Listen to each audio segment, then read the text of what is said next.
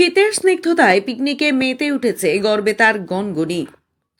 বাংলার grand canyon নামে পরিচিত গড়বেতার গনগনিতে পর্যটকদের সমাহার। পশ্চিম মেদিনীপুর জেলার গড়বেতা 1 নম্বর ব্লকের গড়বেতা গ্রাম পঞ্চায়েতের ছোট্ট এক গ্রাম গনগনি।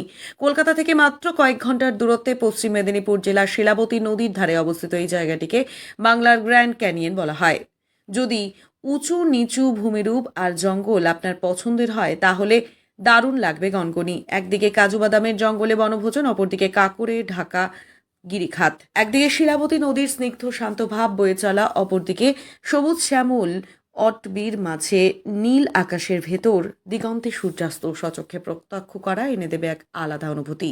সূর্যাস্তের সময় শিলাবতীর রূপ মোহিত করতে পারে, তবে সেই দৃশ্য দেখতে হলে সূর্যাস্তের আগেই নদীখাত থেকে উপরে উঠে আসতে হবে। তবে শীতকালে এখানে বহু মানুষ পিকনিক করতে আসেন।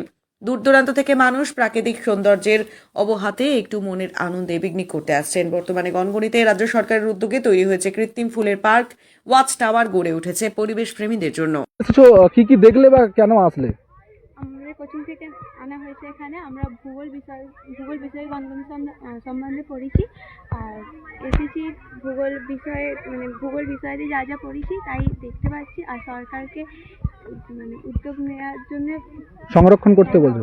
করার জন্য, যাতে আমাদের পরবর্তীকালে যারা আসবে তাদেরও যেন এই জায়গাটা ভালো লাগে। কি কি দেখলে এখানে? পাহাড়, এরকম। কতজন এসেছো?